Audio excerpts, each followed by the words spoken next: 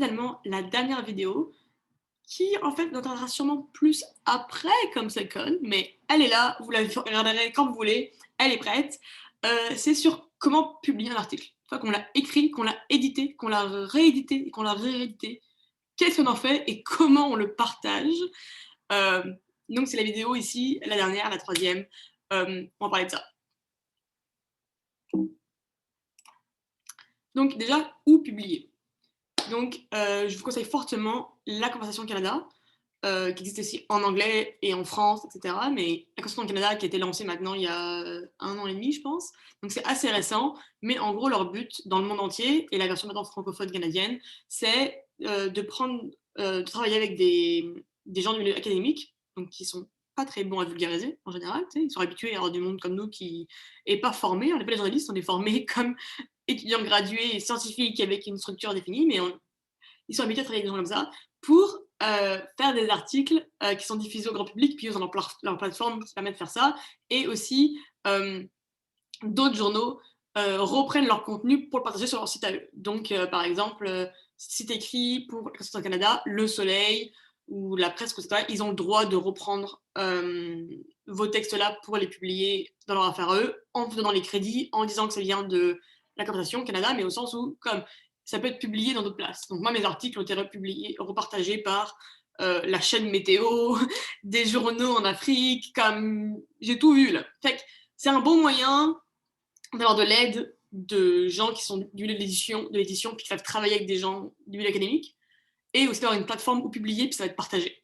Donc ça, pour moi, c'est quand même vraiment une super bonne option. J'ai travaillé avec eux plusieurs fois, en français et en anglais. Comme moi, j'ai adoré, puis ils sont vraiment de super bons conseils, puis super faciles à travailler avec et tout. Euh, Sinon, ça peut m'intéresser, ça s'appelle Papier Mâché. C'est assez récent, mais la version anglophone de Science Bytes existe depuis très très longtemps. Et Science Bytes a été décliné en Astro Bytes, Enviro Bytes, je pense, Soft Bytes. C'est quand même, il y en a, je pense, quasiment une quinzaine là. Et en fait, dans le fond, euh, eux, c'est vraiment de la traduction d'articles scientifiques. Donc, ils prennent un article vulgarisé, puis ils le traduisent pour le grand public. Donc, c'est vraiment quand même assez précis dans la science, ils vont quand même assez en détail. C'est quand même vraiment beaucoup plus court que le texte de base, là, mais c'est quand même pas super, super, super accessible. Généralement, ça prend quand même du monde qui a quand même un background de sciences papier. Là. Alors que généralement, quand on écrit des articles vulgarisés pour du très grand public, là, on vise un niveau fin de secondaire. Papier mâché, quand c'est traduit, là, c'est quand même du monde qui a un background de sciences assez solide. Fait que ça peut être quand même aussi super intéressant, ça donne des premières opportunités, et puis là, il y a beaucoup de feedback qui se donnent entre eux, etc. Et puis ça fait une base d'articles dans un domaine précis qui commence à se construire, puis c'est super intéressant. Puis mon ami qui a lancé la version francophone, il a apparemment travaillé avec lui, c'est super cool, des amis qu'ils ont travaillé avec, puis qu'ils ont adoré, mais c'est pas la même audience, mettons. Donc c'est peut-être pour vous qui vous lancez, c'est peut-être pas encore trop sûr de vraiment arriver à vulgariser assez. Papier mâché, c'est un bon entre-deux, mettons. Après aussi, il y a le concours de la classe. Donc là, pour le coup, ils prennent des articles, des BD, des balados, une fois par année. Et là, par contre, il n'y a pas de feedback. Tu l'envoies et c'est publié dans leur affaire si tu as gagné le concours. Là. Fait que c'est assez restreint. Là. Mais par contre, une fois que c'est publié dans la classe, comme c'est assez réputé la classe, ça a de la portée. Sinon, là, c'est tous les journaux basés sur un campus universitaire. Donc, si vous êtes à l'UQAM ou à l'INRS ou à l'UQAM, vous y avez accès. Sinon, vous n'y avez pas accès. Pareil pour le concours de l'UDS, qui marche un peu comme le concours de la classe pour le monde de l'UDS. Donc, il y a la revue Dire, la synthèse et la fibre qui sont organisées par les étudiants, plus ou moins, pour des étudiants. Donc là, pareil, il y a un processus de feedback, etc. Mais il faut faire partie de ces campus-là. Et après, il y en a, je ne connais pas tous, mais peut-être qu'il y en a plus là. Mais le Beagle, par exemple, ça c'est spécialisé en écologie au Québec, mais c'est pas que du monde de McGill ou de Concordia, il y a du monde de tous les campus du Québec qui peuvent contribuer en français ou en anglais, mais c'est seulement en écologie, par exemple. Euh, Point santé, pardon, Point science, Point science.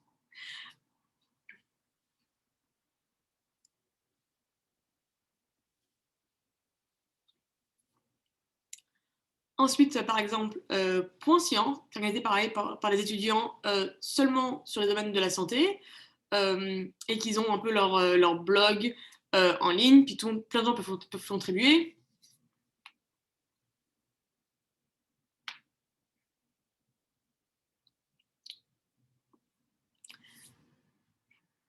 Après, il y a des plateformes comme Point Science, par exemple, où des étudiants se sont regroupés pour créer une espèce de blog en ligne sur le domaine de la santé. Donc là, il peut y avoir différents contributeurs, puis du feedback, etc., entre vous, etc. Et sinon, en anglais seulement, mais c'est la plateforme que j'adore, vraiment, parmi toutes celles-là. Et non, j'ai utilisé les exemples dans la vidéo 1, je pense. Donc, Massive Science, c'est en anglais seulement, mais il y a des contributeurs du monde entier, des étudiants gradués, qui sont vraiment une grosse plateforme et qui font de la révision, etc. entre eux, qui guident, et pareil, ils sont habitués à travailler avec des gens qui sont du milieu académique, des étudiants, et ils sont super agréables à travailler avec, et j'encourage vraiment ça. Genre, ils ont plusieurs formats, etc., comme genre c'est super, mais c'est seulement en anglais. Et sinon, là, c'est vraiment ambitieuse, là, comme Québec Science, vous connaissez sûrement ce magazine-là. C'est dur de rentrer, de publier là-bas quand on n'est pas journaliste scientifique, etc. Et puis un peu dans leur bulle de genre plus expérimenté, là, mais c'est pas impossible. Là, ou alors d'autres places, là, d'autres journaux, ça marche mieux en anglais, il y en a plus, puis c'est un peu plus accessible, mais comme envoyez votre idée à un éditeur, puis c'est pas accepté. Ça vaut la peine. Je vous donner d'autres idées de style de plateforme où publier. Là. Donc, si vous êtes un journal étudiant, pas forcément de sciences, mais un journal étudiant, puis vous voulez écrire un article, ça se fait aussi. J'ai des amis qui écrivent beaucoup dans le journal universitaire de leur campus anglophone, là, comme ça se fait. Puis il y en a qui publient vraiment souvent, là, un par mois quasiment. Là. Sinon, comme je disais, le Beagle, c'est en fait un peu un blog académique, j'appelle ça, au sens où comme c'est sponsorisé par un centre de recherche, plus ou moins, genre, en tout cas pas exactement pour celui-là, mais comme ça existe, par exemple, je sais qu'il y a un blog pour les scientifiques, les chimistes canadiens, il y a un blog qui prend des articles par des étudiants, donc c'est pas limité du coup à un campus, mais c'est comme limité à un domaine ou un centre de recherche, genre. Ou sinon, lancez votre propre blog et là, vous mettez tout le contenu que vous voulez, vous êtes les maîtres, mais il faut tout faire. Et du coup, vous avez aussi pas vraiment de feedback parce que faut demander à vos amis, etc. Mais sinon, il n'y a pas vraiment d'éditeur qui est dédié à vous aider à éditer votre article. Mais au moins, vous avez la liberté infinie là-dessus. Donc, vous avez une idée, vous avez un article, puis maintenant, il faut le pitcher. Il faut être accepté, il faut qu'un éditeur vous veuille, etc. Donc, comment on fait ça, puis comment on a dans notre article, on supplie l'éditeur. Puis finalement, il a accepté quelque part, puis on peut publier. C'est un peu l'inverse d'une académique, parce que généralement, on l'écrit pas tellement, on écrit un brouillon vite fait avant d'écrire à l'éditeur, alors que milieu académique, tu voudrais avoir l'article qui est parfait avant de l'envoyer, puis supplier l'éditeur. Donc là, c'est un peu l'inverse. Comme tout, là, c'est l'inverse. Donc dans le fond, déjà, moi, je dirais, commencez par vos devoirs. Familiarisez-vous avec le média auquel vous voulez soumettre, parce que si c'est un journal qui fait que des textes explicatifs, si c'est avec votre texte d'opinion, ça marche pas là.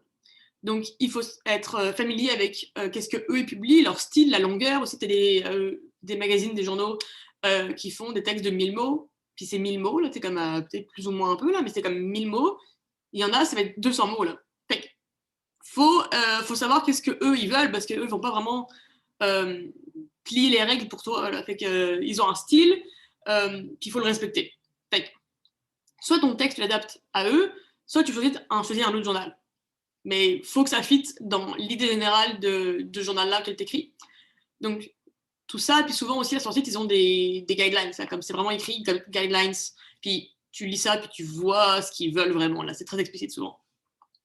Puis une fois que tu penses que tu as un bon match, que tu as un sujet qui est intéressant, que tu es prêt à l'écrire, puis que tu sais où tu veux que ce soit publié, là, tu écris un courriel à l'éditeur. Et voici les éléments à incorporer. Selon moi, là, puis tu sais, c'est difficile parce que les gens, c'est pas publié. C'est comme quel courriel a été envoyé, c'est pas publié, là. Fait que tu sais, moi, c'est ce que j'ai entendu de beaucoup d'amis qui ont publié, de mon expérience personnelle et de ressources disponibles en ligne, là, mais c'est pas parfait, puis c'est pas la recette miracle non plus, là. Mais dans le fond, voici les éléments importants. Donc, racontez c'est quoi votre histoire. Qu'est-ce que vous allez vendre? Parce qu'il ne faut pas dire je vais faire un article sur le cancer. Et ça a déjà été fait, puis c'est un peu trop large là. Mais expliquer votre histoire, c'est pas non plus dire des chercheurs ont trouvé que telle protéine fait ça. C'est pas une histoire là. Ça, c'est un sujet. Il faut vraiment amener l'histoire. Donc, un peu plus de détails sur l'angle que vous allez prendre. Et puis l'importance aussi. Pourquoi pour ce journal-là, c'est intéressant. Est-ce que c'est un journal qui parle souvent de découvertes scientifiques qui viennent d'arriver? Est-ce que c'est un journal qui est plus destiné à faire ce type de nouvelles, comme faut établir un lien entre votre contenu et ce journal-là. Pourquoi pour eux, c'est intéressant. Et finalement, le dernier point qui pour moi est vraiment crucial là, c'est pourquoi est-ce que vous devriez écrire cette histoire-là. Est-ce que vous aussi vous êtes chercheur sur le cancer et vous étudiez une technique un peu similaire et vous avez une histoire à raconter? Est-ce que vous êtes vous-même atteint d'un cancer ou votre famille, etc., et puis vous êtes intéressé par ce sujet-là, puis vous avez une différente approche, parce que vous connaissez le milieu, mais d'une différente perspective? Est-ce que vous avez, je sais pas moi, passé en vacances quelque part, et puis vous avez vu tel phénomène, vous l'avez observé, puis après vous avez écrit un article sur la science de ça, comme les raisons sont infinies là, mais pourquoi est-ce que vous écrivez cet article-là, puis quel est l'angle et l'approche que vous allez avoir? Parce que, une fois encore, le sujet peut être tel chercheur ont trouvé telle affaire contre le cancer, ok? Mais comment vous allez raconter l'histoire, puis quelle approche et angle vous allez prendre, ça change tout là. Tu peux avoir deux personnes qui écrivent un même article sur la même recherche, puis il explique différemment. Donc c'est quoi un peu votre touche personnelle? Et optionnel, mais généralement on me le conseille, moi, c'est si vous avez déjà un espèce de brouillon un peu près, là, vous pouvez envoyer ça avec là, votre premier manuscrit, vous pouvez l'envoyer avec quand vous soumettez votre pitch, et aussi un peu un titre, pour comme donner un peu du teasing, etc. Là, comme, il se changera sûrement parce que l'éditeur il change beaucoup de choses après, là, mais commencez à envoyer un titre et puis comme pour vendre un peu votre affaire, généralement ça aide d'avoir un début de titre. Puis si vous trouvez quelque chose de pertinent à rajouter pour l'éditeur là, mettons ah, vous avez publié récemment cet article-là, celui-ci montre une différente perspective, ou je sais pas, tu sais, comme si vous trouvez qu'il y a un lien à faire avec cet éditeur, allez-y, rajoutez les détails, mais en général, là, gardez ça court et complet. Les éditeurs, là, ils en sont tellement, là, comme on veut pas, t'envoies pas un 3 pages, là. T'envoies 3 paragraphes, là, puis ça suffit, là. Puis des courts paragraphes. Donc voilà, ça c'est comment pitcher. Fait que là, ton texte, pas forcément écrit, s'il est déjà écrit, pourquoi pas, mais un premier brouillon, et tu sais que ça va fitter dans les règles de ce journal-là, puis t'envoies ton courriel à l'éditeur. Puis là, souvent, là, faut être prêt, là, parce que si l'éditeur accepte ce sujet-là, comme ça va y aller, là. Il veut pas un article qui soit prêt dans 6 mois. Là. Généralement, c'est assez rapidement que ça se passe, là. Donc, faut être prêt à réagir vite si ton pitch est accepté. Puis, faut être prêt, là. Parce que ça, c'est sur ta face, tu as les corrections qui arrivent, là. C'est un peu comme ça, pour le coup, c'est pareil qu'un article académique, là. Les corrections, quand tu les vois, l'article, il est rouge, là. Fait qu'il faut être prêt à faire des corrections, puis des concessions, puis faut s'adapter, parce que l'éditeur, il connaît mieux souvent l'audience que toi, puis il est capable de mieux vulgariser que toi, tu sais, comme il est habitué à écrire pour ce genre d'audience, mais des fois, il faut se dire, ah non, là, ce qu'elle a écrit, c'est faux, genre la science, elle est pas vraie, on peut pas écrire ça, et puis il faut aussi savoir mettre son pied, puis dire non, là, faut s'arrêter. Fait que c'est toujours, ah, les corrections arrivent. En tout cas, ça paraît vraiment effrayant, mais ça se fait. Beaucoup d'entre nous l'ont fait. On a beaucoup de gens comme ça conne, Québec 2020, puis des années précédentes, puis depuis aux États-Unis depuis 10 ans, là, on arrive à publier nos articles. Fait bon courage, et voici mes derniers conseils. Expérimentez, vous êtes des scientifiques, ce qui veut dire que on s'essaie, ça marche pas, on apprend nos erreurs, puis on réessaie. Fait que, faut y aller, faut donner une chance, puis ça marche pas, mais on apprend, puis on réessaie. Communiquer avec empathie, donc aujourd'hui on n'a pas du tout parlé, mais je peux en parler pendant des heures. C'est vraiment arriver à faire une connexion avec l'audience, arriver à trouver ce qui les intéresse, ce qui les effraie, ou ce qui va les rendre curieux, etc. Puis expliquer ça sans dire les scientifiques sont parfaits, puis ils sont les meilleurs. Puis il faut vraiment arriver à avoir une connexion, puis de l'empathie avec le public. Puis c'est là qu'on arrive à avoir un dialogue, même si c'est un article, tu commences à pas avoir un dialogue et puis des relations qui se créent. Et finalement, maîtriser la narration. C'est vraiment genre le point qui va faire que votre article il va être intéressant. Si tu as des rebondissements, des personnages, etc., ça va changer des chercheurs ont trouvé ça. C'est ça. Bon courage!